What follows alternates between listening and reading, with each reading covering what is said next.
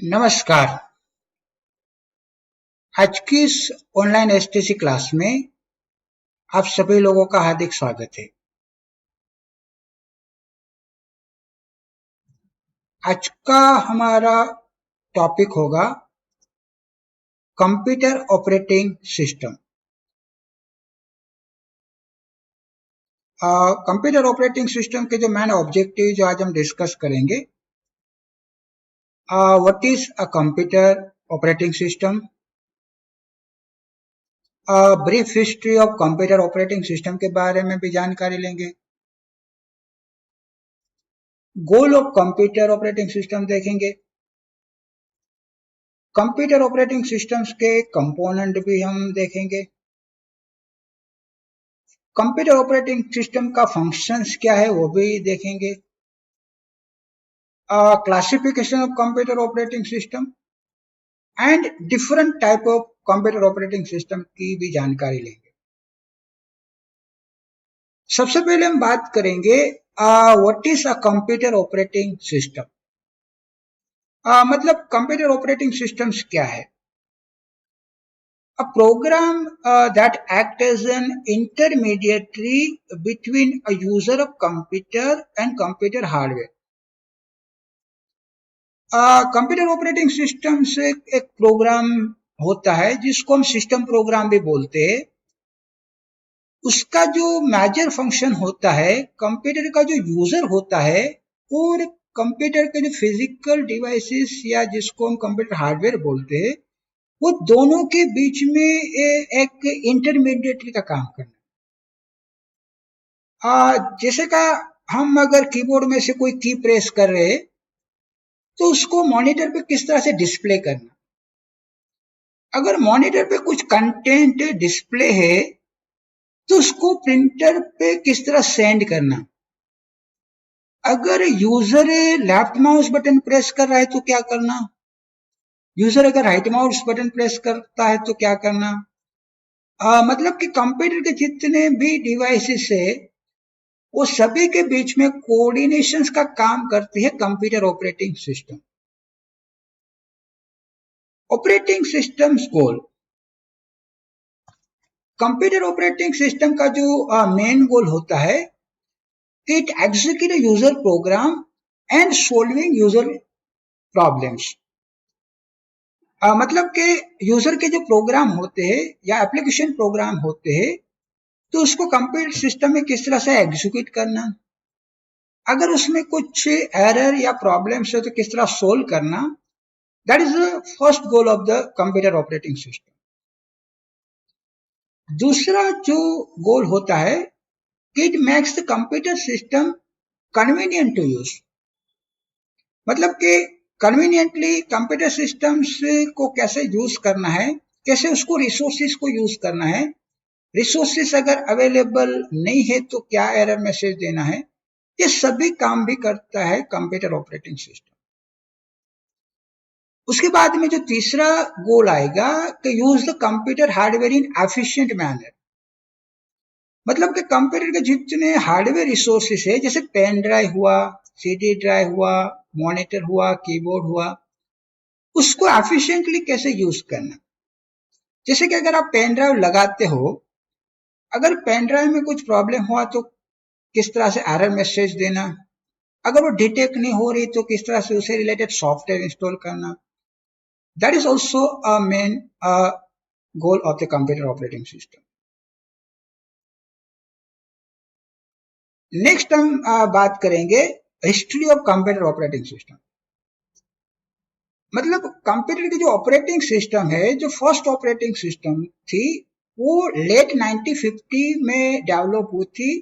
But वो operating system थी वो सिर्फ टेप स्टोरेज, जिसे हम सिक्वेंशियल स्टोरेज बोलते, उसको मैनेज करने के लिए ऑपरेटिंग सिस्टम बनाई थी। बट बाद में जनरल मोटर रिसर्च लैब उन्होंने first operating system in early 95 में IBM 70 मशीन्स के लिए बनाए थे। और उसके बाद में in mid 1960 operating system started to use a disk, जिसको आजकल हम डिस्क ऑपरेटिंग सिस्टम या डोस भी बोलते हैं।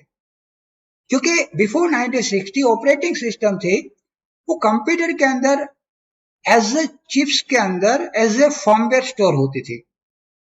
बाद में उसको वहां से निकाल के डिस्क पे स्टोर कर दिया, फ्लॉपी डिस्क थे, कॉम्पैक्ट डिस्क थे या हार्ड डिस्क में आजकल होती है, एंड वो स्टार्ट हुआ था आफ्टर 1960 एंड लेट 1960 जो first version of operating system का लॉन्च हुआ था that was Unix and first operating system जो माइक्रोसॉफ्ट ने लॉन्च की थी जिसको नाम दिया था disk operating system in 1981 and Microsoft ने वो 86 डॉट सॉफ्टवेयर सीटेल कंपनी के पास से परचेस करके उसमें थोड़ा सा मॉडिफिकेशन करके मार्केट में नया वर्जन लॉन्च किया था और जिसको नाम दिया था MS DOS, जिसको आज माइक्रोसॉफ्ट या MS DOS भी बोलते हैं। और आजकल जो हम पॉपुलर ऑपरेटिंग सिस्टम यूज कर रहे हैं Windows that comes from 1985 and उसके अंदर जो मेजर फीचर था GUI, graphic user interface. Operating system component, operating systems के मेजर 3 कंपोनेंट होते, उसमें सबसे पहला होगा कर्नल, दूसरा जो कंपोनेंट होगा यूजर इंटरफेस और तीसरा आएगा एप्लीकेशन इंटरफेस। सबसे पहले हम बात करेंगे कर्नल की। The kernel is a central component of computer operating system और उसका जो मेन जॉब होता है वो सॉफ्टवेयर और हार्डवेयर और दोनों के बीच में कम्युनिकेशन करना, क्योंकि kernel is also known as a heart of operating system. वो जो दो ऑपरेटिंग सिस्टम के मेजर पार्ट होते, एक होता है कर्नल पार्ट और दूसरा होता है सेल एनवायरनमेंट। सेल एनवायरनमेंट वो अटैच या कनेक्टेड होता है यूजर के साथ में एंड कर्नल एनवायरनमेंट कनेक्टेड होता है हार्डवेयर के साथ में। तो अगर कोई यूजर सेल एनवायरनमेंट में से कोई इंस्ट्रक्शन या कमांड देता है तो ऑपरेटिंग सिस्टम उसको फॉरवर्ड करता है कर्नल पार्ट को और kernel part forward this instruction to hardware. So that's why kernel it is also known as a central component of a operating system. उसके बाद में जो सेकंड कंपोनेंट आएगा user interface. User interface that allows interaction with user, मतलब कि user है उसको किस तरह से इंस्ट्रक्शन देनी है, किस फॉर्मेट में इंस्ट्रक्शन देनी है, वो जो पूरा एनवायरनमेंट होता है उस एनवायरनमेंट को यूजर इंटरफेस बोलते हैं। और वो ग्राफिकल भी हो सकता है जैसा विंडोज में यूज करते हैं, आइकॉन्स होता है, डेस्कटॉप होता है, या तो फिर कमांड लाइन भी हो सकता है जैसे MS DOS प्रॉम्प्ट हम यूज करते हैं जहां से आप कमांड भी दे सकते हो। यूजर इंटरफेस का जो मेजर टास्क होता है कि अगर यूजर को इंस्ट्रक्शन देता है तो इंस्ट्रक्शन को किस तरह से स्क्रीन पे डिस्प्ले करना और किस तरह से उसको ऑपरेटिंग सिस्टम्स को सेंड करना।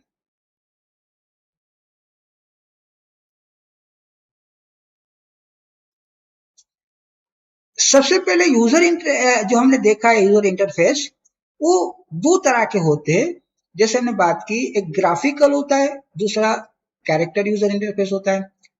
तो हम सबसे पहले बात करते हैं कैरेक्टर यूजर इंटरफेस की। It is a text based operating system which is used for interacting with the software or file by typing a command to perform a specific task। मतलब कि यहाँ पे आपको कोई ग्राफिकल एनवायरनमेंट नहीं मिलता, आपको जो भी इंस्ट्रक्शन देनी होती है वो प्रॉम्प्ट पे कमांड लिख के पूरी देनी होती है, इंस्ट्रक्शन सीक्वेंस में देनी होती है ऑपरेटिंग सिस्टम्स को।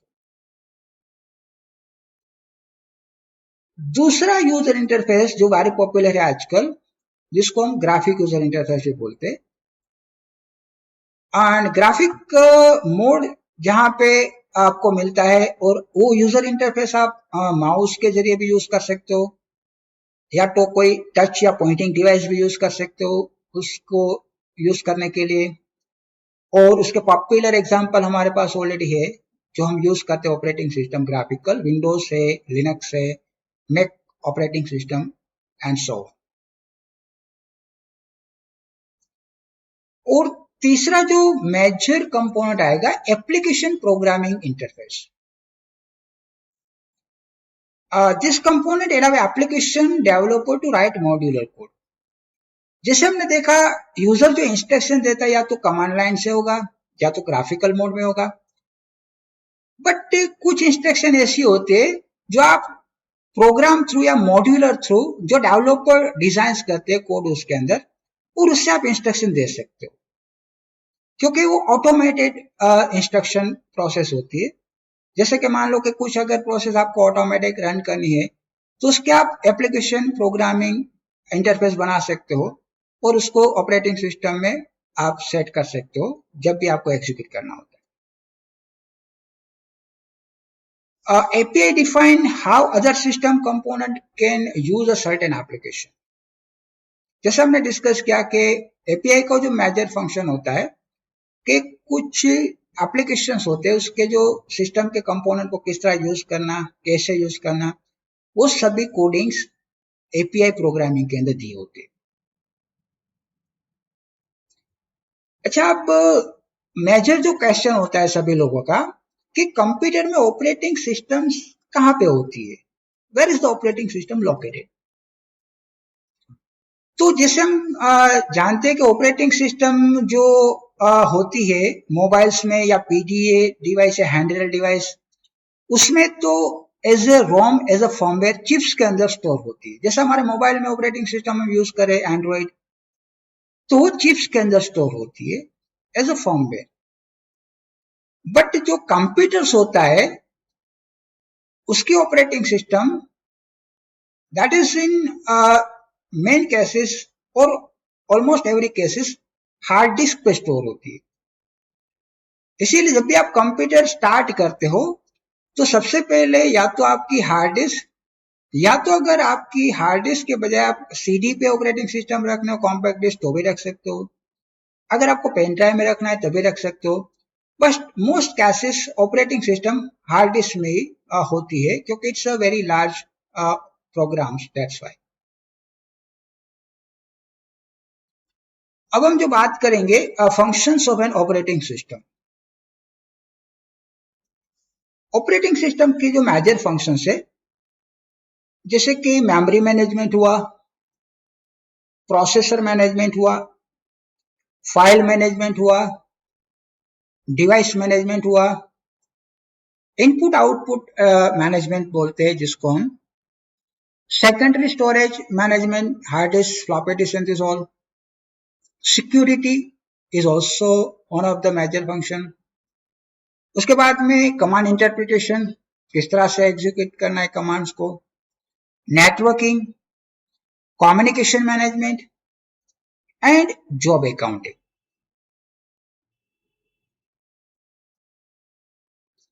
सबसे पहले हम बात करेंगे मेमोरी मैनेजमेंट की। Memory management is the process of managing primary and secondary memory। जैसे हम सब लोग जानते हैं कि कंप्यूटर में दो तरह की मेमोरी होती है, एक प्राइमरी मेमोरी जिसको हम रैम एंड रोम बोलते हैं, और दूसरी होती है सेकेंडरी मेमोरी, जैसे हार्ड डिस्क हुआ, फ्लॉपी डिस्क हुआ, CD ड्राइव हुआ। तो दोनों के बीच में, प्राइमरी मेमोरी और सेकेंडरी मेमोरी के बीच में किस तरह डेटा ट्रांसफर करना है, डेटा कैसे स्टोर करना है, डेटा कैसे सिंक्रोनाइज करना है, वो सभी मेजर फंक्शंस होता है मेमोरी मैनेजमेंट। उसके अलावा जो दूसरा फंक्शंस होता है, it also monitor contents of memory. मतलब ऑपरेटिंग सिस्टम्स आपको बताती है कि आपकी स्टोरेज डिवाइस के अंदर कितनी स्पेस अवेलेबल है, कितनी स्पेस यूज्ड है, कितनी स्पेस अनयूज्ड है। That is also functions of a memory management. और उसके अलावा जो तीसरा फंक्शन होता है, it's clear item from memory when processor no longer require them. मतलब कि अगर आप कोई प्रोग्राम्स मेमोरी के अंदर स्टोर करते हो या तो ऑटोमेटिकली रोम के अंदर जब प्रोग्राम्स आते हैं, जैसे हम कोई एप्लीकेशन ओपन करते हैं और अप टू लॉन्ग टाइम अगर आपने एप्लीकेशन यूज नहीं किया तो automatically operating system will clear the memory part and that is make available to the other application. दूसरा जो फंक्शंस आएगा device management. Device management keep tracks of all devices. मतलब कि आपकी कंप्यूटर में जितनी भी डिवाइसेस जैसे हम फ्लॉपी ड्राइव हुआ, प्रिंटर हुआ, माउस हुआ, कीबोर्ड हुआ, उस सभी का ट्रैक एंड कोऑर्डिनेशन का जो मेजर फंक्शन होता है that is handled by the device management. It is also performing a task of allocation and deallocation of devices. मतलब कि अगर आप कोई डिवाइस अटैच करते हो, जैसे आप पेन ड्राइव अटैच करते हो कंप्यूटर में, तो उसको स्टोरेज के लिए मेमोरी स्पेस चाहिए, तो मेमोरी किस तरह एलोकेट करना है, उसके जो ड्राइवर होते हैं उसके लिए स्पेस चाहिए, तो कैसे एलोकेट करना है.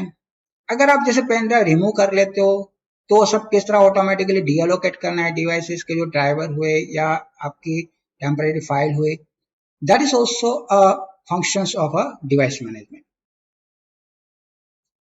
उसके बाद में जो नेक्स्ट आएगा फंक्शंस प्रोसेस मैनेजमेंट.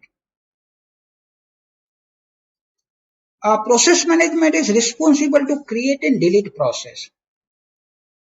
मतलब कि अगर कोई प्रोसेस यूजर या एप्लीकेशंस की कंप्यूटर्स में हम सेंड करते हैं तो उस प्रोसेस को किस तरह से एग्जीक्यूट करना, उस प्रोसेस को किस तरह से ट्रांसफर करना, टर्मिनेट करना. अगर प्रोसेस मल्टीपल प्रोसेस, दो प्रोसेस के बीच में किस तरह से सिंक्रोनाइजेशन करना, दो प्रोसेस के बीच में किस तरह कम्युनिकेशन करना. अगर मान लो कि आपका सीपीयू अवेलेबल नहीं है प्रोसेस के लिए, तो प्रोसेस को किस तरह से वेट स्टेट में रखना, और जैसे प्रोसेसर अवेलेबल हुआ तो उसको किस तरह से प्रोसेसिंग के लिए सेंड करना, वो सभी फंक्शंस होते हैं प्रोसेस मैनेजमेंट के. उसके बाद में जो नेक्स्ट फंक्शन आएगा storage management. Storage management is a function that handles memory allocation of data into primary storage and secondary storage and cache storage memory.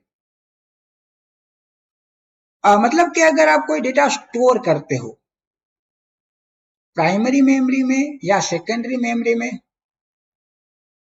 तो उसको किस तरह से हैंडल करना है, डेटा को किस फॉर्मेट में डेटा को स्टोर करना है. अगर मेमोरी के अंदर डेटा होगे तो इलेक्ट्रॉनिक फॉर्म में अंदर होंगे 0101. ओके.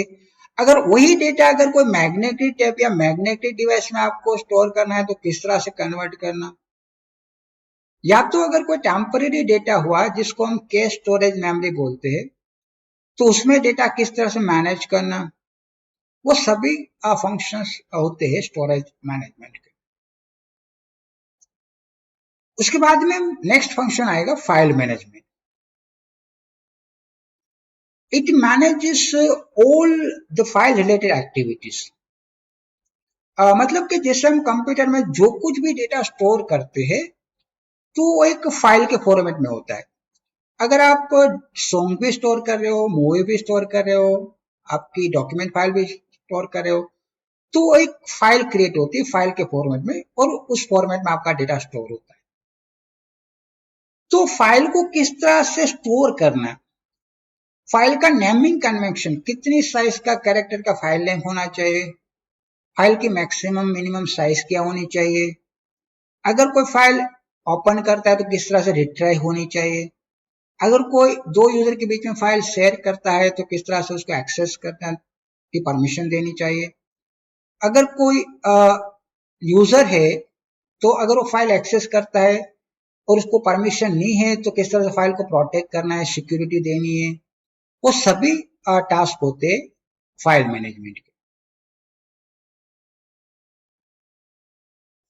अब हम बात करेंगे आज टाइप्स ऑफ ऑपरेटिंग सिस्टम.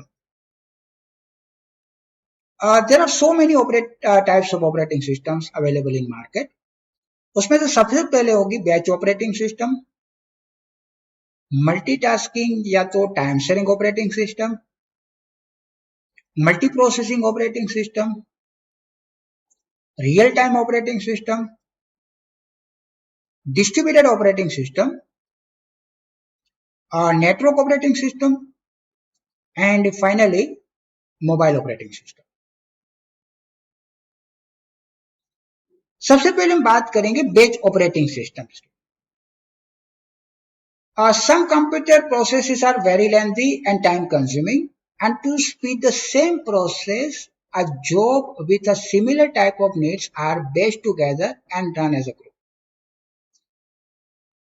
अगर आप कोई प्रोसेस कंप्यूटर को सेंड करते हो, प्रोसेसर को सेंड करते हो, and it's very lengthy, is required more time for execution, तो उसकी अगर स्पीड आपको बढ़ानी है प्रोसेसिंग की, तो प्रोसेसर तो जो स्पीड पे वही स्पीड पे काम करेगा, बट उसके अलावा जो बैच ऑपरेटिंग सिस्टम होती है वो आपकी जो प्रोसेस होती है उसको अलग अलग बैच में डिवाइड कर देती है, जिसको हम जॉब भी बोलते हैं, और वो अलग अलग बैच को पैरेलली आपके सीपीयू में एग्जीक्यूट करने के लिए भेजती है। तो एक साथ आपकी नंबर ऑफ बैचेस प्रोसेस होती है सिंगल सीपीयू के अंदर, सिंगल प्रोसेसर के अंदर, जो आपकी प्रोसेस को फास्टेस्ट बनाती है। उसके बाद में आएगा मल्टीटास्किंग या तो time sharing operating system. Time sharing operating system enable people located at different terminal to use a single computer system at the same time. मतलब कि सीपीयू आपका एक जगह पे है और नंबर ऑफ यूजर उसके साथ कनेक्टेड है इन डिफरेंट टर्मिनल्स। तो डिफरेंट टर्मिनल में से जो प्रोसेस आ रही है सिंगल कंप्यूटर सिस्टम्स के अंदर, तो सभी यूजर की जो प्रोसेस हो उसको जो मल्टीटास्किंग या टाइम शेयरिंग ऑपरेटिंग सिस्टम होती है वो एक टाइम शेड्यूल या तो टाइम एलोकेट करती है कि अगर एक प्रोसेस हुई तो फ्रैक्शन ऑफ सेकंड इतने में फर्स्ट यूजर की एग्जीक्यूट होनी चाहिए, दूसरी सेकंड में दूसरे यूजर की प्रोसेस एग्जीक्यूट होनी चाहिए, थर्ड सेकंड में थर्ड यूजर की प्रोसेस एग्जीक्यूट होना चाहिए। ये पूरा शेड्यूलिंग, टाइम शेड्यूलिंग जो मैनेज करती है मल्टीटास्किंग या टाइम शेयरिंग ऑपरेटिंग सिस्टम, और जिसमें जो प्रोसेसर का टाइम, सीपीयू टाइम या प्रोसेस टाइम होता है which is shared among multiple user is terms as a time sharing. मान लो कि अगर कोई एक सीपीयू की जो स्पीड है कि 1 सेकंड में 1000 मिलियन इंस्ट्रक्शंस अगर वो प्रोसेस करती है, तो 1000 मिलियन इंस्ट्रक्शन अगर 1 सेकंड में होती है, और अगर 5 यूजर्स अगर टर्मिनल्स की प्रोसेस अगर उस सीपीयू के अंदर या तो इस प्रोसेसर के अंदर आती है, तो उसको किस तरह से टाइम एलोकेट करना, that is again major job of the multitasking या टाइम ऑपरेटिंग सिस्टम। और real time operating system, real time operating system time interval to process and respond to input is very small। मतलब कि जहां पे time is very critical, अगर आपको exit times के अंदर जो आपकी प्रोसेस है फिनिट टाइम्स के अंदर एग्जीक्यूट करनी है, जैसे एग्जांपल दिया हमने, मिलिट्री सॉफ्टवेयर सिस्टम होती है या तो स्पेस सॉफ्टवेयर सिस्टम होती है जहां पे टाइम इज वेरी क्रिटिकल। मान लो कि मिलिट्री में अगर वो एक मिसाइल्स के लिए अगर आप कोई प्रोग्रामिंग किया हुआ है, तो उसमें जो ऑपरेटिंग सिस्टम यूज होती है वो रियल टाइम ऑपरेटिंग सिस्टम, क्योंकि मिसाइल्स का जो टाइमिंग सेट होता है टारगेट पे सेट होता है, exact location and exact time पे वो प्रोसेस एग्जीक्यूट होनी चाहिए। उसमें अगर फ्रैक्शन ऑफ सेकंड का भी डिले हुआ तो आपका जो मिसाइल का टारगेट होगा वो अचीव नहीं होगा। तो यहाँ पे टाइम क्रिटिकल अगर कोई वर्क या जॉब है तो वहां पे यूज होता है रियल टाइम ऑपरेटिंग सिस्टम। उसके बाद में जो नेक्स्ट आएगी distributed operating system. Distributed systems use many processor located in different machine. मतलब कि अलग अलग मशीन के अंदर आपकी प्रोसेस होती है डिस्ट्रीब्यूटेड एनवायरनमेंट के अंदर।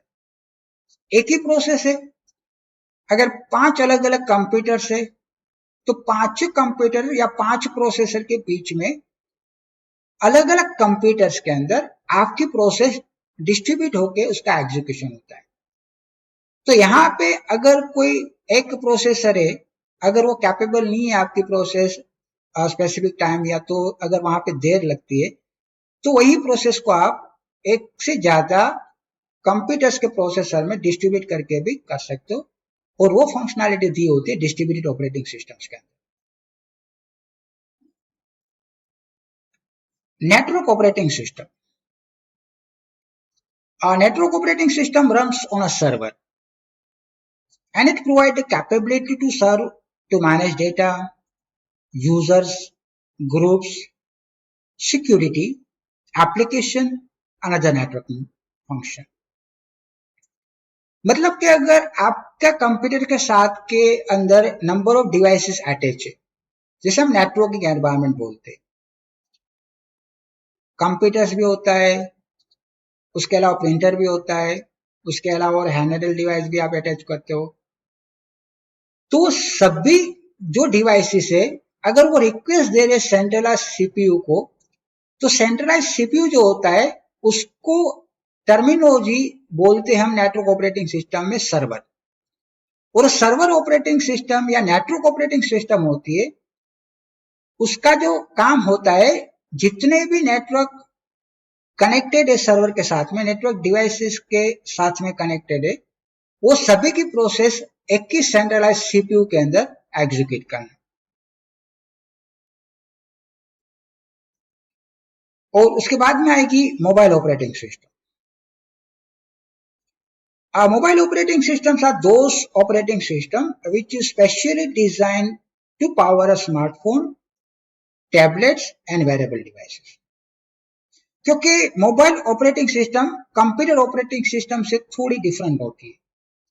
जैसे हमने देखा कि मोबाइल ऑपरेटिंग सिस्टम से वो पोर्टेबल भी होने चाहिए, लो प्रोसेसर के अंदर उसका एग्जीक्यूशन भी होना चाहिए, so that's why it is different than a computer operating system.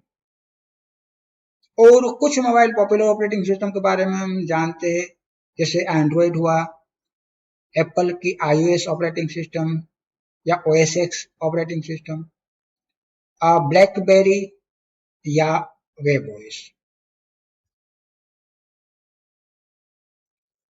अब हम बात करेंगे टाइप्स ऑफ ऑपरेटिंग सिस्टम की। उसमें सबसे पहला आएगा MS DOS। MS DOS is a main operating system of pioneer company Microsoft, and it is specially designed for a personal computer या तो डेस्कटॉप कंप्यूटर जिसको हम बोलते हैं। उसका जो मेजर फीचर्स है, it's a very simple, non graphical and command line operating system. मतलब कि यहाँ पे कोई ग्राफिकल एनवायरनमेंट नहीं मिलेगा, आपको जो कुछ भी इंस्ट्रक्शन देनी है वो कमांड से इन सीक्वेंस के फॉर्मेट में देनी है। So it's a very tedious and difficult job for a users here. दूसरी जो आजकल पॉपुलर ऑपरेटिंग सिस्टम है, Microsoft Windows, and Microsoft has launch Windows operating system in mid 1980s। क्योंकि माइक्रोसॉफ्ट ने जो विंडोज एनवायरनमेंट या विंडोज का जो कंसेप्ट स्टार्ट किया था, वो विंडोज का जो फर्स्ट एप्लीकेशन बनाया था, एप्लीकेशन ऑपरेटिंग सिस्टम जिसको हम बोलते, जो ऑपरेटिंग सिस्टम नहीं थी but graphical user interface application बनाया था, और उसके अंदर उन माइक्रोसॉफ्ट ने लॉन्च किया था विंडोज एनवायरनमेंट। और उसके आजकल जो हम पॉपुलर वर्जन या लेटेस्ट वर्जन यूज कर रहे हैं, विंडोज 10 जो माइक्रोसॉफ्ट ने 2015 में लॉन्च किया था, विंडोज 8 2012 में लॉन्च किया था, और माइक्रोसॉफ्ट की सक्सेसफुल ओएस विंडोज 7 जो 2009 में, और विंडोज विस्ता थी 2007 में लॉन्च की थी।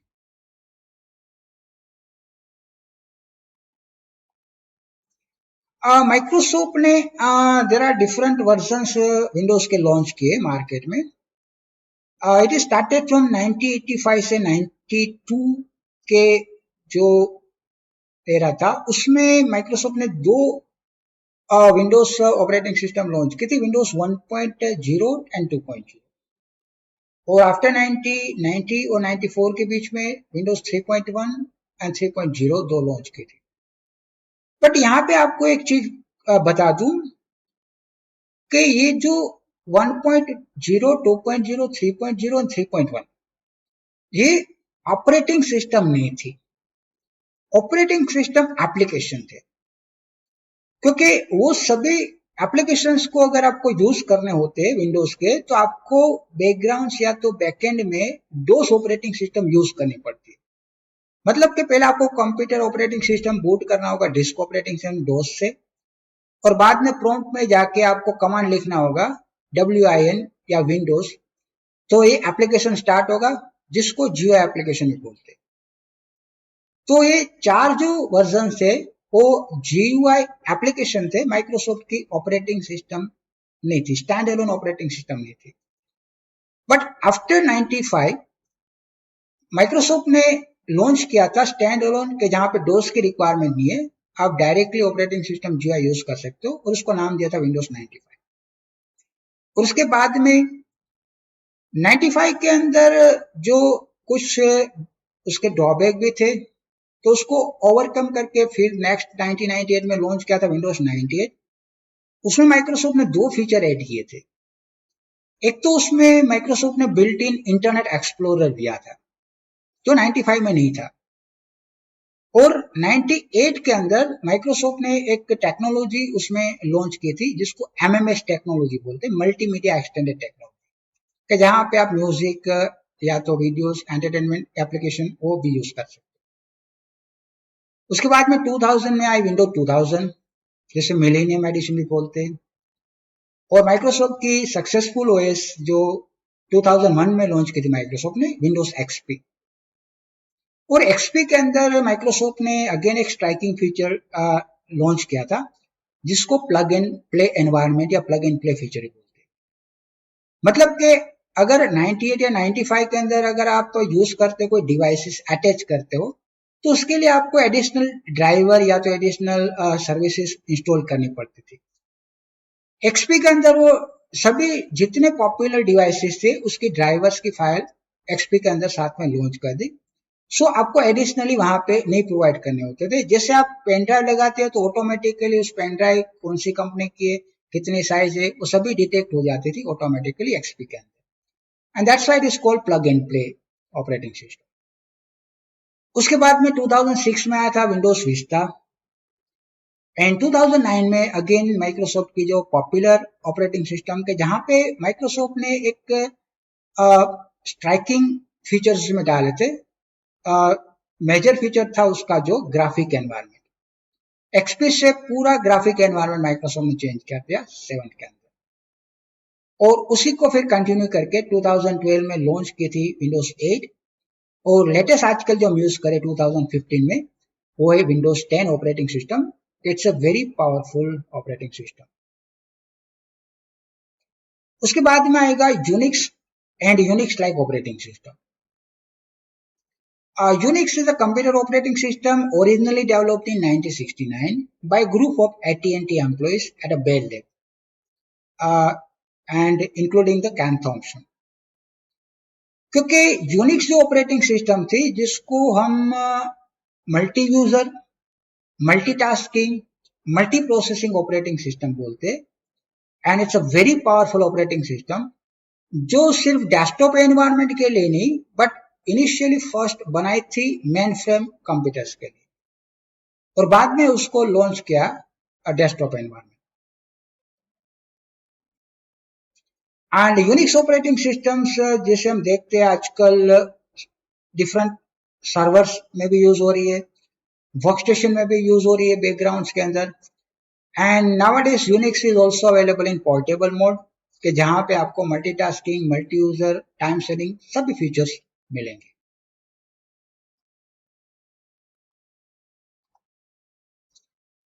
उसके बाद में जो नेक्स्ट ऑपरेटिंग सिस्टम है मैक OS, जिसको हम मैक OS X या तो OS X भी बोलते, जो ऑपरेटिंग सिस्टम लॉन्च की थी again popular company Apple, and Apple के जो कंप्यूटर जिसको मैकेंटोश या मैक बोलते, उसमें वो प्री लोडेड मिलती है आपको मैक OS, और उसके कुछ पॉपुलर वर्जन भी है जैसे मोजेव, 2018 में लॉन्च किया था, हाई सिएरा था वो 2017 में, एंड सिएरा इन 2016 में लॉन्च किया था। उसके बाद में आएगी Linux. It's a Unix like operating system based on file Linux kernel. इसको यूनिक्स लाइक इसलिए बोलते क्योंकि उसके अंदर लिनक्स में जो बैकग्राउंड उसका जो कर्नल पार्ट होता है वो लिनक्स का यूज किया होता है। And the name Linux come from a Linux kernel originally written in 1991 by Linus Torvalds. Linus टॉरवेल्ड ने पूरा कर्नल एनवायरनमेंट या जिसको हम ऑपरेटिंग सिस्टम्स का मेजर फंक्शन बोलते वो पूरा डिजाइन करके मार्केट में एक open source operating system launch की थी और जिसको नाम दिया था लिनक्स। और आजकल हम देख रहे हैं कि लिनक्स का जो कर्नल होता है वो अलग अलग उसके जो डिस्ट्रीब्यूटेड वर्जन से या तो अलग अलग वेंडर्स भी जिसको हम बोलते हैं कि जिन लोगों ने लिनक्स के कर्नल को यूज करके उसके अंदर मॉडिफिकेशन करके उसका ग्राफिक एनवायरनमेंट चेंज करके अलग अलग उसके वर्जन्स मार्केट में लॉन्च किए थे, जिसमें पॉपुलर वर्जन्स है Red Hat Linux, Debian Linux, Ubuntu, Linux Mint, और गूगल की जो एंड्रॉइड ओएस भी हम यूज करें उसमें भी लिनक्स का ही कर्नल यूज होता है, बट वो मिनोमोनिक या पोर्टेबल कर्नल बोलते। एंड क्रोम ओएस और क्रोमियम ओएस में भी लिनक्स का ही कर्नल यूज होता है। ऑपरेटिंग सिस्टम पॉपुलैरिटी, हमने देखा कि जो मेजर ऑपरेटिंग सिस्टम्स होती है उसमें से वर्ल्ड वाइड एंड एज पर the research latest survey April 2020 का है, स्टेट काउंटर वेबसाइट जो है उन लोगों ने रिसर्च किया और उसमें से जो रिसर्च में से जो आउटकम्स आए उसमें पॉपुलर ऑपरेटिंग सिस्टम जो आजकल यूज हो रही है जो मोबाइल प्लेटफॉर्म पे एंड्रॉइड, और जिसका मार्केट शेयर वर्ल्ड वाइड है 30%। और बाद में कंप्यूटर के प्लेटफॉर्म पे जो नेक्स्ट ओएस यूज हो रही है विंडोज ऑपरेटिंग सिस्टम, और उसका मार्केट शेयर से 33.1%। उसके बाद में नेक्स्ट ऑपरेटिंग सिस्टम जो है iOS जो यूज हो रही है अगेन एप्पल्स के मोबाइल्स के अंदर, उसका जो मार्केट शेयर है 17.23%। और एप्पल के जो कंप्यूटर्स में यूज हो रही है ऑपरेटिंग सिस्टम जिसको OS X बोलते, उसका जो मार्केट शेयर है दैट इज 8.21%। और बाकी की there are others operating system जैसे OS2 वार्प है या तो फिर HP की ऑपरेटिंग सिस्टम है, वो सभी का मार्केट शेयर है ओनली 0.81%। और जो लिनक्स ऑपरेटिंग सिस्टम जिसको हम ओपन सोर्स ऑपरेटिंग सिस्टम भी बोलते उसका मार्केट शेयर है 0.7%। अब हम बात करेंगे classifications of computer operating system. उसमें सबसे पहले डिस्कस करेंगे multi user operating system. A multi-user operating system allow multiple computers or multiple users to use the same computer at the same time and at different time. मतलब कि अगर आपके पास एक simple single CPU है, processor है, जहां पे आपने ऑपरेटिंग सिस्टम इंस्टॉल की है, और वह single operating system through network environment एक साथ अगर मल्टीपल यूजर यूज कर रहे हैं तो उस ऑपरेटिंग सिस्टम को मल्टी यूजर ऑपरेटिंग सिस्टम बोलते हैं। मतलब कि अगर आपके पास 10 कंप्यूटर है तो 10 कंप्यूटर में आपको इंडिविजुअल 10 ऑपरेटिंग सिस्टम इंस्टॉल करने की जरूरत नहीं। आप सिर्फ एक सेंट्रलाइज कंप्यूटर है वहीं पे आप ऑपरेटिंग सिस्टम इंस्टॉल कर सकते हो और उसको नेटवर्क एनवायरनमेंट थ्रू 10 से 10 कंप्यूटर में आप वही ऑपरेटिंग सिस्टम शेयर कर सकते हो। और जिसका बेस्ट एग्जांपल है Linux operating system, Unix operating system, Microsoft की विंडोज 2000 जिसको नेटवर्क ऑपरेटिंग सिस्टम भी बोलते। उसके बाद में आएगी multi processing operating system. An operating system is capable supporting and utilizing more than one computer processor। मतलब कि यहां पे आपके पास एक सीपीयू नहीं है, एक से ज्यादा सीपीयू है, और उसके अंदर आपको अगर कोई ऑपरेटिंग सिस्टम यूज करनी है तो वो ऑपरेटिंग सिस्टम को हम मल्टी प्रोसेसिंग ऑपरेटिंग सिस्टम बोलते हैं। कि जहां पे आपकी प्रोसेस, या तो हमारी प्रोसेस एक सीपीयू के नहीं अंदर होगी, मल्टीपल सीपीयूज के अंदर होगी। और आजकल जो हम कंप्यूटर डेस्कटॉप भी यूज कर रहे हैं, उसके अंदर भी सिंगल सीपीयू होता है, but CPU is divide in different core, जिसको मल्टी कोर सीपीयू भी बोलते हैं। और मल्टी कोर सीपीयू जो होता है वो ऑपरेटिंग सिस्टम होती है मल्टी प्रोसेसिंग, वो मल्टी कोर सीपीयू के अंदर भी प्रोसेस को डिवाइड करके एग्जीक्यूट करती है एट ए टाइम। जैसे आजकल मार्केट में अवेलेबल है, ड्यूअल कोर प्रोसेसर होता है, क्वाड कोर होता है, तो उसके अंदर प्रोसेसर सिंगल होता है, बट मल्टीपल कोर्स में वो डिवाइडेड होता है। मतलब कि ऑपरेटिंग सिस्टम से वो एक साथ मल्टीपल कोर यूज करती है प्रोसेसिंग के लिए।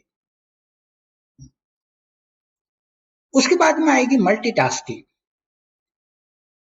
Multitasking operating system that is capable of allowing multiple software process to run at the same time.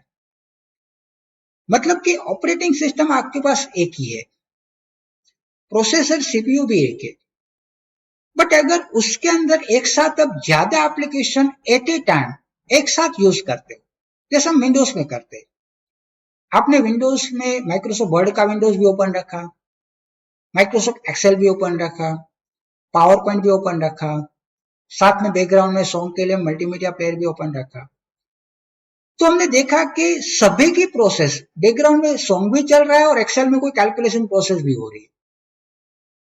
तो ये जो प्रोसेसिंग होता है वो फंक्शन या फीचर होता है मल्टीटास्किंग ऑपरेटिंग सिस्टम का, जिसके अंदर ऑपरेटिंग सिस्टम्स क्या करती है कि सीपीयू के अंदर जो विंडोज या जो एप्लीकेशन एक्टिव होता है उसकी प्रोसेस सेंड करती है, बाकी की जो डीएक्टिवेट विंडो है उसकी प्रोसेस आइडल कर देता है। अगर मान लो कि अगर आपने कोई विंडो डीएक्टिवेट किया या तो विंडो सिलेक्ट नहीं किया तो उसकी प्रोसेस डीएक्टिवेट हो जाएगी। एंड विंडोज डिसाइड एज पर द एप्लीकेशन और एज पर द प्रोग्राम। और हम जैसे जानते भी है कि कई बार हम स्विचिंग करते हैं अल्टर टैब से एक एप्लीकेशन से दूसरे एप्लीकेशन में जाते हैं, देन ऑटोमेटिकली उस एप्लीकेशन की प्रोसेस बैकग्राउंड में स्टार्ट होती है। जैसे हम स्विच ओवर करके दूसरे एप्लीकेशन में जाते हैं तो उसकी प्रोसेस बैकग्राउंड में स्टार्ट होती है। तो इस तरह का जो ऑपरेटिंग सिस्टम होता है उसको मल्टीटास्किंग, मतलब कि more than one task you can perform at a time on a single screen. उसके बाद में आएगा multi threading operating system. Operating system that allow different part of program to run concurrently. मतलब कि कुछ ऑपरेटिंग सिस्टम जिसको multi threading operating system बोलते हैं, या जिसमें मल्टी थ्रेडिंग फीचर्स होता है, तो उसका जो फंक्शंस होता है कि हमारी जो प्रोसेस होती है कंप्यूटर ऑपरेटिंग सिस्टम में, या तो हमारा प्रोसेस नहीं, हमने प्रोसेस देखा मल्टी प्रोसेसिंग, बट यहाँ पे जो हमारा प्रोग्राम या हमारा एप्लीकेशन प्रोग्राम या यूजर का प्रोग्राम, उस प्रोग्राम को अलग अलग पार्ट में डिवाइड कर देना, और उस पार्ट को स्मॉल पार्ट्स ऑफ प्रोग्राम्स को कंप्यूटर की टेक्नोलॉजिकल वर्ल्ड में थ्रेड बोलते हैं। तो जो प्रोग्राम्स होता है उसको अलग अलग पार्ट में डिवाइड करना। मान लो कि प्रोग्राम्स हुआ तो उसमें हमने 5 प्रोसेस दी, तो 5 प्रोसेस को 5 अलग अलग थ्रेड में डिवाइड कर देता है, और पांचों थ्रेड को concurrently at a time processor को सेंड करता है। तो यहाँ पे जो प्रोसेसर का जो आइडल या अनयूटिलाइज टाइम होता है वो एक साथ पांचों प्रोसेस को एग्जीक्यूट करता है, एंड जिससे आपकी प्रोसेस फास्टेस्ट होती है। Now at the end of this our first session, आज जो हमने देखा कंप्यूटर ऑपरेटिंग सिस्टम्स के बारे में, जिसमें सबसे पहले मेन हमने जो डिस्कस किया था what is computer operating system, history of computer operating system, different type of computer operating system, component of computer operating system, classification of computer operating system. So now this is our end of the first session. Thank you very much. आज का हमारा दूसरा topic होगा introduction to Ubuntu Linux. उसके main objectives से जो आज हम डिस्कस करेंगे, उसमें सबसे पहले आएगा introduction to Ubuntu, what is Ubuntu, Ubuntu के फीचर के बारे में भी हम डिस्कस करेंगे, और डिफरेंट फ्लेवर्स ऑफ उबंटू भी हम देखेंगे। उबंटू अगर आपको कंप्यूटर सिस्टम में इंस्टॉल करना है तो उसकी मिनिमम रिक्वायरमेंट क्या होती है वो देखेंगे। उबंटू को अगर आपको डाउनलोड करना है या तो इंस्टॉलेशन करना है तो वो कैसे करते हैं वो भी देखेंगे। एंड फाइनली उबंटू के अंदर किस तरह से सॉफ्टवेयर ऐड करना है, रिमूव करना है या तो अपडेट करना है, वो भी जानकारी लेंगे। सबसे पहले हम बात करेंगे उबंटू के इंट्रोडक्शन के बारे में कि उबंटू है क्या। तो Ubuntu is a Linux based operating system है, मतलब कि उबंटू में जो कर्नल यूज होता है वो लिनक्स का बैकग्राउंड में यूज होता है, and it is design for computer, smartphone and network server. मतलब उबंटू सिर्फ कंप्यूटर के लिए डिजाइन नहीं किया हुआ है, आप स्मार्टफोन में भी यूज कर सकते हो या तो हाई एंड नेटवर्क सर्वर में भी यूज कर सकते हो। उबंटू का जो मेजर फीचर्स है कि it's a free, stable and secure operating system, और जो अगेन इसका स्ट्राइकिंग फीचर है कि it's an open source operating system, मतलब कि उसका सोर्स कोड फ्रीली अवेलेबल मिलता है आपको इंटरनेट पे। एंड उबंटू ओपन सोर्स होने के बावजूद भी, फ्री होने के बावजूद भी, उसके अंदर जो लाइसेंस ऑपरेटिंग सिस्टम जैसे विंडोज एंड ओएस एक्स है, उसके जो पॉपुलर फीचर्स है वो सभी आपको फ्री में मिलते हैं उबंटू के अंदर। अब हम बात करेंगे what is Ubuntu. Ubuntu operating systems क्या है। तो Ubuntu is an operating system that developed by a worldwide community of programmers as well as by employee of Ubuntu commercial sponsor company Canonical Limited। मतलब कि Ubuntu है वो जो canonical limited company और उसके जो कॉमर्शियल स्पॉन्सर है और उसके एम्प्लॉय ने मिलकर एक मार्केट में लिनक्स का कर्नल यूज करके वर्ल्ड वाइड एक ऑपरेटिंग सिस्टम जो डेवलप की, उसका नाम दिया था Ubuntu. Ubuntu is release every 6 month. जैसे हम देखते हैं कि ऑपरेटिंग सिस्टम होती है तो 1 या 2 साल में उसका नया वर्जन मार्केट में लॉन्च होता है, बट उबंटू का जो अपडेट वर्जन जिसको हम बोलते हैं वो साल में 2 बार मीन्स अप्रैल एंड अक्टूबर में लॉन्च होता है, और उसका जो लॉन्ग टर्म सपोर्ट जिसको हम एलटीएस बोलते हैं वो हर 2 साल में लॉन्च होता है मार्केट के अंदर। और आजकल जो उसका पॉपुलर वर्जन या लेटेस्ट वर्जन मार्केट में अवेलेबल है, लॉन्ग टर्म वर्जन अवेलेबल है, जो लॉन्च हुआ था 23 अप्रैल 2020 के अंदर, और उस वर्जन रिलीज को नाम दिया था फोकल फोसा।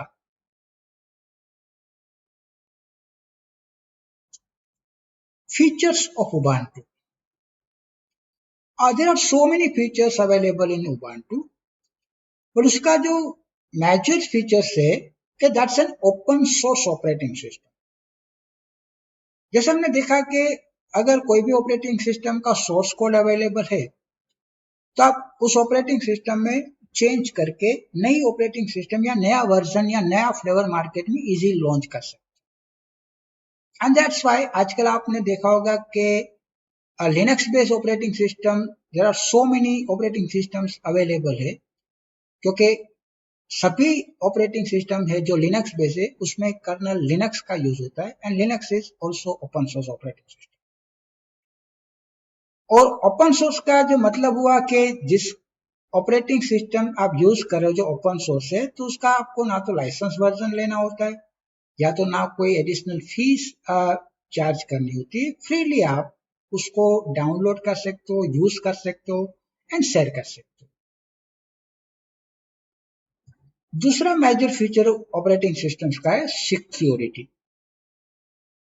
क्योंकि उबंटू के अंदर आपको built in firewall and virus protection के सॉफ्टवेयर मिलेंगे। जैसे हम फायरवॉल जानते कि अनऑथेंटिकेट यूजर्स कोई भी अगर आपका कंप्यूटर या नेटवर्क एक्सेस करता है, तो it keep a safety with help of the wall और प्रोग्राम इन बैकग्राउंड, जिसको हम फायरवॉल भी बोलते। और अगर कोई मैलिकुलस कोड हुआ जिसको हम वायरस बोलते हैं, तो उसका प्रोटेक्शन भी बिल्ट इन दिया है उबंटू के अंदर। So that's why Ubuntu is one of the most secure operating system around. और उसका अगर आप लॉन्ग टर्म सपोर्ट यूज करते हो, तो उसके अंदर तो अप टू 5 इयर्स आपको सिक्योरिटीज और अपडेट के जो लेटेस्ट वर्जन या पैचेस है वो फ्रीली मिलेंगे आपको उबंटू के अंदर। Accessibility, computing is for everyone regardless of nationality, gender और disability। मतलब उबंटू है सिर्फ कंप्यूटर यूजर के लिए डिजाइन नहीं की, बच्चे भी यूज कर सकते हैं फॉर डेवलपमेंट पर्पस या तो एंटरटेनमेंट पर्पस के लिए, प्रोग्रामर भी यूज कर सकते हो डेवलपमेंट पर्पस के लिए, डेवलपर यूज कर सकते हैं हायर एंड सर्वर वर्जन उसके। और उसका जो मेजर फीचर्स है कि Ubuntu is available in different 50 world wide languages. अगर आपको डिफरेंट कंट्रीज के लिए उबंटू इंस्टॉल करना है, तो आप डिफरेंट कंट्री की लैंग्वेज सिलेक्ट करके आप इंस्टॉल कर सकते हो। The desktop version of Ubuntu support all normal software on Windows such as Firefox, Chrome and VLC। मतलब कि जैसे विंडोज में हमको सॉफ्टवेयर जो बिल्ट इन मिलते, या तो हम यूज करते फायरफॉक्स हुआ, क्रोम हुआ या तो वीएलसी प्लेयर हुआ, उससे से रिलेटेड सॉफ्टवेयर भी आपको उबंटू में फ्री ऑफ चार्ज मिलेंगे, जिसको हम थर्ड पार्टी एप्लीकेशन या सॉफ्टवेयर बोलते हैं। दूसरा जो मेजर फीचर है कि support the office suit that's called Libre office. मतलब कि अगर आप माइक्रोसॉफ्ट यूज कर रहे हो या तो मैक यूज कर रहे हो, तो वहां पे डॉक्यूमेंटेशन पर्पस के लिए, ऑफिस वर्क के लिए आपको माइक्रोसॉफ्ट ऑफिस या तो उसी से रिलेटेड कोई लाइसेंस सॉफ्टवेयर परचेस करना पड़ता है। बट सेम वही फीचर जैसे माइक्रोसॉफ्ट वर्ड हुआ, एक्सेल हुआ, पावर पॉइंट हुआ या ऑफिस रिलेटेड सॉफ्टवेयर हुए, वो पूरा सूट आपको यहाँ पे फ्री मिलता है। ओपन सोर्स जो प्लेटफॉर्म का जो ओपन ऑफिस का जो सूट है लिब्रे ऑफिस, वो आपको मिलेगा उबंटू के अंदर built in. And Ubuntu is an inbuilt email software called Thunderbird. जैसे कि अगर आपको नेटवर्क एनवायरनमेंट में आपका ईमेल सर्वर बनाना है, खुद का ईमेल क्लाइंट क्रिएट करने हैं, तो आपको माइक्रोसॉफ्ट एक्सचेंज या जीमेल या हॉटमेल के अलावा यहाँ पे आपको खुद का जो ईमेल सर्वर सॉफ्टवेयर बोलते हैं थंडरबर्ड, वो भी मिलेगा उबंटू के अंदर, that is freely available. Flavours of Ubuntu, Ubuntu जैसे हमने देखा कि जहाँ पे लिनक्स का कर्नल यूज होता है, और डेस्कटॉप एनवायरनमेंट में चेंज करके या फीचर्स उसके चेंज करके नई फ्लेवर मार्केट में लॉन्च की उबंटू ने, जिसको अलग अलग नाम दिए, अलग अलग फंक्शनलिटी के मुताबिक नाम दिए, जिसमें आज हम डिस्कस करेंगे Ubuntu desktop, Ubuntu server, Kubuntu, Linux Mint. सबसे पहले देखेंगे Ubuntu desktop edition. Desktop version can use by regular user. मतलब कि जैसे हम stand alone computer operating system Microsoft use करते हैं, विंडोज एक्सपी, विंडोज 7 या विंडोज 10, उसी तरह से अगर आपको सेम फंक्शनलिटी या सेम फीचर्स चाहिए, जैसे बेसिक एक्टिविटी आप यूज करते हो, ब्राउजिंग है, ईमेल है, या मल्टीमीडिया के एप्लीकेशंस आपको चाहिए, तो वो सभी एप्लीकेशंस आपको बिल्ट इन मिलेंगे उबंटू डेस्कटॉप एडिशन। और स्टैंड अलोन पीसी या तो डेस्कटॉप पीसी के लिए आप सिलेक्ट कर सकते हो उबंटू की डेस्कटॉप एडिशन। उसके बाद में दूसरी जो फ्लेवर आएगी उबंटू सर्वर। सर्वर वर्जन होता है वो बेसिकली आप यूज कर सकते हो कि अगर आपको कोई वेबसाइट या वेब सर्वर बनाना है, या वेब होस्टिंग करना है, या तो कोई डेटाबेस सर्वर क्रिएट करना है, ईमेल सर्वर क्रिएट करना है, तो अगर आपको हाई एंड पर्पस के लिए कोई ऑपरेटिंग सिस्टम चाहिए, उबंटू की फ्लेवर चाहिए, तो आप सिलेक्ट कर सकते हो उबंटू सर्वर एडिशन। और अगर आप उबंटू सर्वर एडिशन सिलेक्ट करते हो तो अप टू 5 ईयर सपोर्ट्स भी मिलता है, और एक मेजर फीचर उसके अंदर भी अवेलेबल होता है सर्वर एडिशन में, जैसे आजकल वेरी पॉपुलर प्लेटफॉर्म है क्लाउड कंप्यूटिंग सिस्टम, तो उसका सपोर्ट आपको बिल्ट इन मिलेगा सर्वर एडिशन में। AWS और अजूरे जो पॉपुलर क्लाउड कंप्यूटिंग प्लेटफॉर्म है, वो दोनों का सपोर्ट आपको बिल्ट इन मिलेगा उबंटू सर्वर एडिशन। उसके बाद में आएगी Kubuntu. The normal Ubuntu interface is based on software called Unity. मतलब कि उबंटू के अंदर जो ग्राफिक एनवायरनमेंट जो यूज किया है, उसके लिए जो बैकग्राउंड सॉफ्टवेयर यूज किया, जिसको यूनिटी एप्लीकेशन एनवायरनमेंट भी बोलते, बट उससे थोड़ा चेंज करके, उसमें थोड़ा सा मॉडिफिकेशन करके नया ग्राफिक एनवायरनमेंट, जिसको नाम दिया KDE, या तो KDE प्लाज्मा डेस्कटॉप भी बोलते, और उसके साथ में उबंटू की एक नई फ्लेवर मार्केट में लॉन्च हुई, और जिसको नाम दिया था कुबंटू। हालांकि कुबंटू में ऑलमोस्ट उबंटू के जो फीचर्स है, बेसिक फीचर, वो सभी अवेलेबल होंगे, बट उसका जो मेजर फंक्शन या मेजर उसमें जो चेंज किया था, it is a desktop environment, जहां पे यूनिटी का एनवायरनमेंट के बजाय नया एनवायरनमेंट जो डेवलप किया था, KD डेस्कटॉप एनवायरनमेंट जिसको बोलते, वो लॉन्च किया था Kubuntu. Linux Mint. Linux Mint is also based on Ubuntu operating system, और उसके अंदर भी आपको बिल्ट इन आजकल के जो मॉडर्न एप्लीकेशन है, जैसे multimedia application, desktop application, office application, या तो डिजाइनिंग के पर्पस के एप्लीकेशन, वो सभी आपको मिलेंगे free of charge into Linux mint.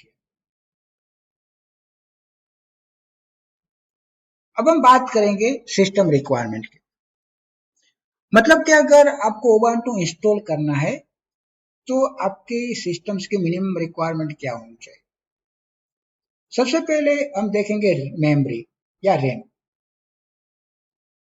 अगर आपको ऑपरेटिंग सिस्टम्स का परफॉर्मेंस बेटर चाहिए, तो मिनिमम 2 GB रैम होनी चाहिए आपकी कंप्यूटर। उबंटू की जो ऑपरेटिंग सिस्टम होती है, उसके लिए हार्ड डिस्क में आपके पास 25 GB तक की स्पेस फ्रीली अवेलेबल होनी चाहिए। और बेटर परफॉर्मेंस के लिए, प्रोसेसिंग के लिए 2 GHz का ड्यूल कोर प्रोसेसर या उससे बेटर प्रोसेसर होना चाहिए।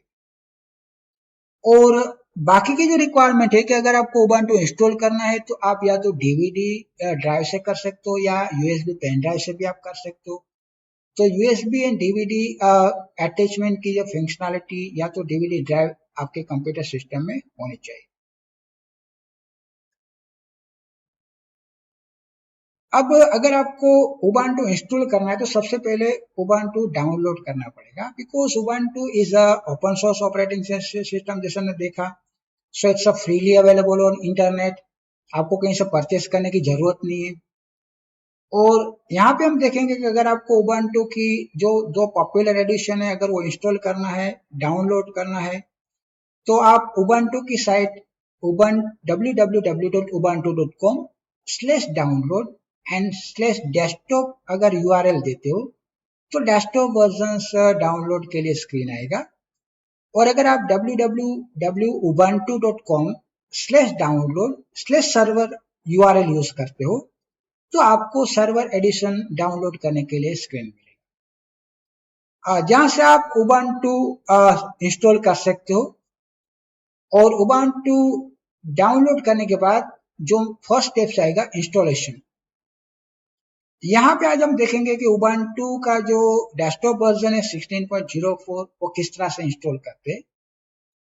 तो सबसे पहले तो आपको डेस्कटॉप एडिशन इंस्टॉल करना पड़ेगा, डाउनलोड करना पड़ेगा इंटरनेट पे से, या तो उसकी ISO इमेज, जो इमेज फाइल होती है उसको या तो DVD डिस्क पे या तो USB स्टिक या USB जो पेन ड्राइव होती है उस पे आपको माउंट करना पड़ेगा। बूटेबल पेन ड्राइव या बूटेबल DVD बना के आपको ISO इमेज क्रिएट करनी पड़ेगी, और वो इमेज के क्रिएट होने के बाद आप कंप्यूटर में यूज कर सकते हो, इंस्टॉल कर सकते हो उबंटू। और नेक्स्ट स्टेप, अगर जैसे आप इंस्टॉलेशन स्टार्ट करोगे तो यहां पे आएगा कि दो ऑप्शन मिलेंगे कि one is to download updates in the background while installing. मतलब कि अगर आप इंस्टॉलेशन प्रोसेस स्टार्ट कर रहे हो तो अगर लेटेस्ट जो अपडेट है उबंटू के, तो अपडेट फीचर्स आपको साथ में डाउनलोड करने ड्यूरिंग इंस्टॉलेशन, तो आप फर्स्ट ऑप्शन सिलेक्ट रखोगे। एंड दूसरा जो ऑप्शन दिया हुआ है कि इंस्टॉल थर्ड पार्टी सॉफ्टवेयर, मतलब कि अगर आपको एडिशनल कोई थर्ड पार्टी सॉफ्टवेयर से वो भी अगर आपको साथ में इंस्टॉल करने हैं ड्यूरिंग इंस्टॉलेशन ऑफ उबंटू, तो आप सेकंड ऑप्शन भी सिलेक्ट रखोगे। अगर आप इंटरनेट से कनेक्टेड हो तभी आप फर्स्ट ऑप्शन सिलेक्ट करोगे कि वो इंटरनेट कनेक्टेड होगा तभी आपका अपडेट डाउनलोड होगा। अगर इंटरनेट कनेक्टेड नहीं हुआ तो आप फर्स्ट ऑप्शन डिसेबल रखोगे।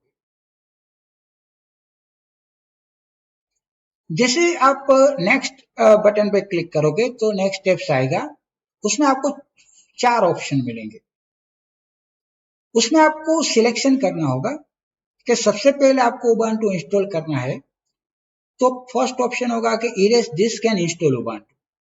मतलब कि आपकी डिश में ऑलरेडी कोई ऑपरेटिंग सिस्टम है, या तो प्रायर वर्जन उबंटू का या कोई अदर ऑपरेटिंग सिस्टम्स का है, तो पूरी डिश को इरेज करके बाद में उबंटू इंस्टॉल करना है। अगर आप कोई सर्वर ऑपरेटिंग सिस्टम या सिक्योरिटी पैचेस के लिए ऑपरेटिंग सिस्टम यूज कर रहे हो सिक्योर पर्पस के लिए, तो encrypt the new Ubuntu installation for security, वो सेकंड ऑप्शन आप सिलेक्ट करोगे। अगर आप थर्ड ऑप्शन सिलेक्ट करते हो तो use LVM with a new Ubuntu installation, मतलब कि जैसे हमने देखा माइक्रोसॉफ्ट ऑपरेटिंग सिस्टम हम इंस्टॉल करते हैं तो इंस्टॉलेशन के स्टेप पे सबसे पहले हमें हार्ड डिस्क के पार्टीशनिंग क्रिएट करने होते हैं, जैसे C:D: एंड सो ऑन।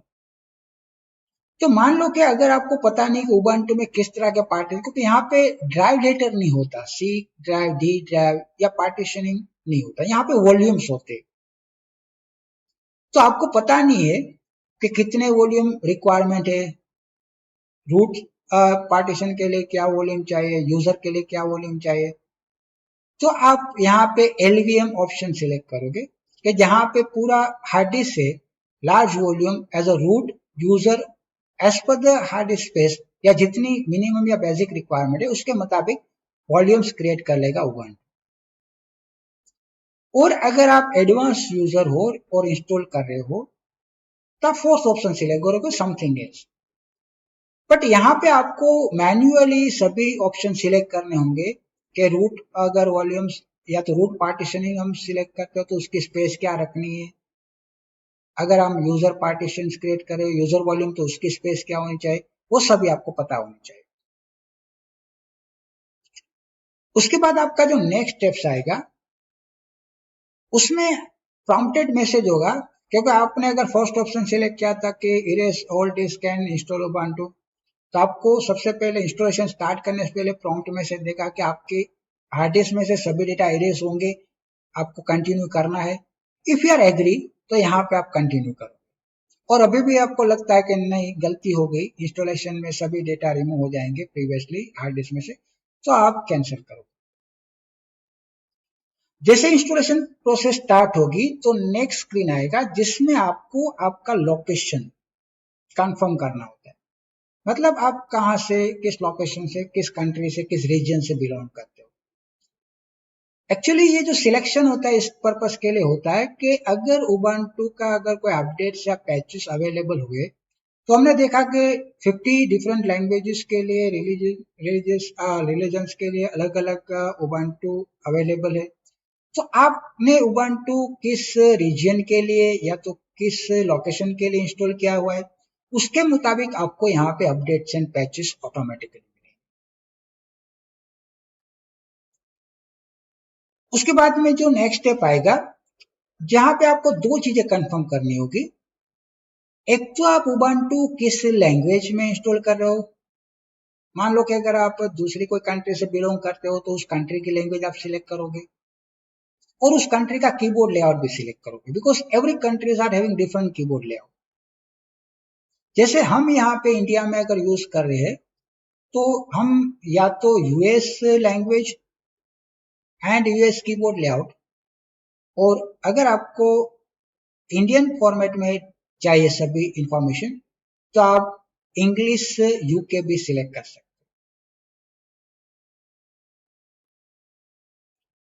उसके बाद में जो नेक्स्ट स्क्रीन आएगा वहां पे आपको कुछ इंफॉर्मेशन एंटर करनी होगी। उसमें सबसे पहले जो मेजर इंफॉर्मेशन होगी, यूजर नेम, कंप्यूटर का नेम होगा, पासवर्ड होगा। और यहाँ पे आपको एक चीज ध्यान में रखनी है कि जो भी आप पासवर्ड दोगे दैट सिक्योर होना चाहिए, क्योंकि Ubuntu is a secure operating system. मतलब कि जैसे हमने देखा कि विंडोज में अगर हम पासवर्ड ऑप्शनल नहीं देना है तो हम बाईपास कर सकते हैं, क्लियर, कि हमें पासवर्ड ब्लैंक रखना है समथिंग लाइक। बट यहाँ पे आपको पासवर्ड के बगैर उबंटू एंटर नहीं करने देगा ऑपरेटिंग सिस्टम। हाँ, अगर पासवर्ड डिफॉल्ट जो आपने एंटर किया है वो डिफॉल्ट आपको हर बार टाइप नहीं करना, तो आप यहाँ पे ऑटोमेटिकली जो ऑप्शन दिया हुआ है, क्लियर, लॉग ऑन ऑटोमेटिकली, वो भी आप सिलेक्ट कर सकते। जैसे आपने इंस्टॉलेशन प्रोसेस स्टार्ट की तो नेक्स्ट जो स्क्रीन आएगा जहां पे आपको प्रोसेसिंग बार दिखाई देगा एंड इट शोज दैट के आपकी इंस्टॉलेशन प्रोसेस स्टार्ट होगी। और जैसे इंस्टॉलेशन प्रोसेस खत्म होगी तो आपको एक प्रॉम्प्ट मैसेज मिलेगा तो रिस्टार्ट अ कंप्यूटर सिस्टम। और जैसे आप रिस्टार्ट करते हो कंप्यूटर सिस्टम तो रिस्टार्ट होने के बाद जैसे आपका कंप्यूटर फर्स्ट स्क्रीन आएगा जिसमें आपको यूजर नेम और पासवर्ड देना होता है जो आपने इंस्टॉलेशन के दौरान दिया है। और सक्सेसफुल यूजर एंड पासवर्ड जैसा आप एंटर करते हो तो आपको यहाँ पे जो डेस्कटॉप एनवायरनमेंट हम बोलते हैं, माइक्रोसॉफ्ट विंडोज में जो होता है उसी तरह का एक एनवायरनमेंट मिलेगा। It's a very simple environment जहां पे एक पैनल होगी, उस पैनल में नंबर ऑफ आइकॉन्स होंगे। जैसे हम देख रहे हैं कि यहाँ पे लिब्रे ऑफिस, बाकी के सभी सॉफ्टवेयर से मोजिला फायरफॉक्स भी बिल्ट इन है। ये सभी जो बेसिक रिक्वायरमेंट के सॉफ्टवेयर आपको बिल्ट इन यहाँ पे मिलेंगे। बट फिर भी अगर आपको एडिशनल कोई सॉफ्टवेयर इंस्टॉल करने हैं एडिशनल रिक्वायरमेंट के लिए, तो आप यहाँ पे नेक्स्ट सॉफ्टवेयर ऑप्शन में जाके जो रेड आइकॉन दिखाई दे रहा है वहां पे जाके क्लिक करोगे तो एक स्क्रीन आएगा जहां पे अवेलेबल सॉफ्टवेयर उसका लिस्ट आएगा। आपने करंटली जितने सॉफ्टवेयर इंस्टॉल किए उसका लिस्ट भी आएगा। जैसे माइक्रोसॉफ्ट में हम ऐड रिमूव प्रोग्राम्स करते हैं उसी तरह का यहाँ पे सेम एनवायरनमेंट आपको मिलेगा। और अगर कोई भी सॉफ्टवेयर से आपने ऑलरेडी इंस्टॉल किए हुए तो उसके अपडेट्स अवेलेबल है तो वो भी यहाँ पे आपको स्क्रीन पे मिलेगा।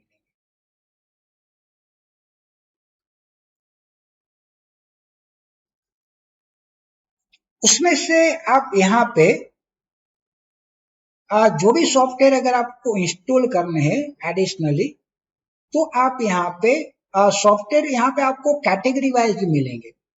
जैसे आपको ढूंढना नहीं पड़ता कि कौन सा सॉफ्टवेयर कौन सी कैटेगरी। अगर आपको मल्टीमीडिया कैटेगरी के एप्लीकेशन चाहिए, नेटवर्क के चाहिए, एजुकेशन पर्पस के लिए चाहिए, तो आप वो कैटेगरी जैसे क्लिक करते हो, कैटेगरी पे सिलेक्शन करते हो, तो उस कैटेगरी में जितने अवेलेबल सॉफ्टवेयर है उसका लिस्ट मिलेगा, और उसमें से आप जो भी आपका रिक्वायरमेंट सॉफ्टवेयर है वो आप सिलेक्ट करके इंस्टॉल कर सकते हो। जैसे हम यहाँ पे देखेंगे कि हमें क्लिक कर रहे, सिलेक्ट करें ऑडियो कैटेगरी, तो ऑडियो कैटेगरी के अंदर हमें अगर इंस्टॉल करना है, there are so many application, तो उसमें से मान लो कि सिलेक्ट करते हैं best software Rhythmbox. Clear? तो जो भी सॉफ्टवेयर आपको यहाँ पे जिस कैटेगरी के चाहिए वो आप सिलेक्ट करके इंस्टॉल कर सकते हैं। जैसे आप कैटेगरी सिलेक्ट करोगे, हमने देखा कि म्यूजिक कैटेगरी सिलेक्ट करते हैं तो म्यूजिकल रिलेटेड ऑप्शन आएंगे। उसमें से अगर हमने जैसे देखा कि हमें रिदम बॉक्स चाहिए तो हमने सिलेक्ट किया, जैसे हम सिलेक्ट करेंगे तो इंस्टॉलेशन की प्रोसेस आएगी, to begin installation, to start installation, और जैसे आप इंस्टॉलेशन प्रोसेस स्टार्ट करोगे, क्लियर, तो इंस्टॉलेशन खत्म होने के बाद दो ऑप्शन आएंगे, एक तो लॉन्च सॉफ्टवेयर आएगा, दूसरा रिमूव ऑप्शन आएगा। मान लो कि कंप्लीशन ऑफ इंस्टॉलेशन आपको सॉफ्टवेयर देखना है कि हाउ इट्स वर्क, तो आप यहाँ पे लॉन्च बटन पे क्लिक करके सॉफ्टवेयर स्टार्ट भी कर सकते हो। और अगर मान लो कि अगर आपको सॉफ्टवेयर इंस्टॉलेशन करने के बाद पता चला कि गलती से सॉफ्टवेयर इंस्टॉल हुआ है, तो यहाँ से आप रिमूव भी कर सकते हो। उसके बाद नेक्स्ट स्क्रीन के जहां से आप सॉफ्टवेयर, अनवांटेड सॉफ्टवेयर या तो ऑलरेडी सॉफ्टवेयर है, आपने गलती से कुछ सॉफ्टवेयर इंस्टॉल कर दिए, तो उसको अगर रिमूव करना है, जैसे माइक्रोसॉफ्ट में ऐड रिमूव प्रोग्राम्स करते, तो यहाँ से भी अगर आपको सॉफ्टवेयर कैटेगरी वाइज या तो स्पेसिफिक सॉफ्टवेयर पे जाके आप इंडिविजुअल सॉफ्टवेयर रिमूव भी कर सकते हो। उसके बाद में अगर मान लो कि कोई सॉफ्टवेयर का अपडेट अवेलेबल से, तो आप अपडेट सेक्शन में जाके इसके क्रिटिकल अपडेट्स या जितने अवेलेबल अपडेट्स है, तो यहाँ से आप इंडिविजुअल सॉफ्टवेयर या तो सभी ओल्ड सॉफ्टवेयर के अपडेट एक साथ भी आप ऑलरेडी जो इंस्टॉल सॉफ्टवेयर है आपके, जैसे मान लो कि अगर आपने मोजिला फायरफॉक्स ऑलरेडी इंस्टॉल्ड है और उसका लेटेस्ट वर्जन अवेलेबल है, तो अगर वो आपको अपडेट्स चाहिए तो आप यहाँ से डायरेक्टली अपडेट ऑप्शन में जाके उसका अपडेट इंस्टॉल कर सकते हैं। जैसे हमने देखा कि उबंटू में आपको ऑफिस रिलेटेड सॉफ्टवेयर मिलेगा बिल्ट इन, जिसको लिब्रे ऑफिस बोलते, and it is similar to Microsoft Office. Means Microsoft के अंदर जितने फीचर्स है, Word, Excel, PowerPoint and so on, वो सभी फीचर्स आपको यहाँ पे लिब्रे ऑफिस में मिलेंगे। और कुछ फीचर ऐसे भी है जो माइक्रोसॉफ्ट में है और लिब्रे ऑफिस में नहीं होंगे, बट कुछ फीचर ऐसे भी है कि जो लिब्रे ऑफिस में अवेलेबल है और माइक्रोसॉफ्ट में, तो दैट्स अ वाइस वर्सा। उसके बाद में जो आखिर में हम डिस्कस करेंगे, how to invoke the command line. जैसे हमने देखा कि माइक्रोसॉफ्ट में ऑपरेटिंग सिस्टम में अगर आपको कोई कमांड इंस्ट्रक्शन देनी है, जैसे कॉपी कमांड, डिलीट कमांड या तो और कमांड लाइन इंस्ट्रक्शन देनी है, तो वहां पे एमएस डॉस प्रॉम्प्ट मिलता है हमको।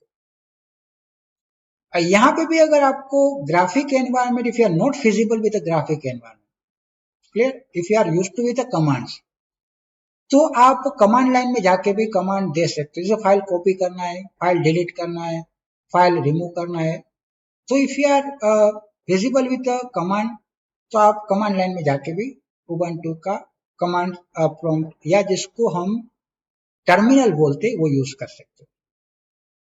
Ubuntu is based on Linux operating system, and most of Linux जो ऑपरेटिंग सिस्टम्स होती है या जो यूज करते हैं, they all are familiar with this command interface.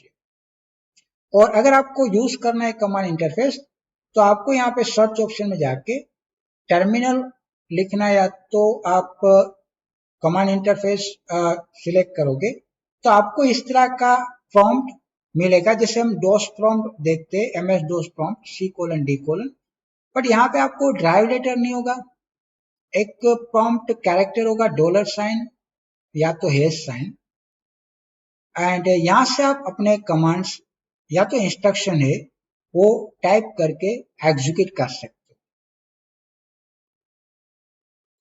So the end of this session, at conclusion main कि हमने आज जो मेजर चीजें देखी कि what is Ubuntu operating system, features of Ubuntu, flavors of Ubuntu, how to install and how to download Ubuntu, and how to add and remove software in Ubuntu.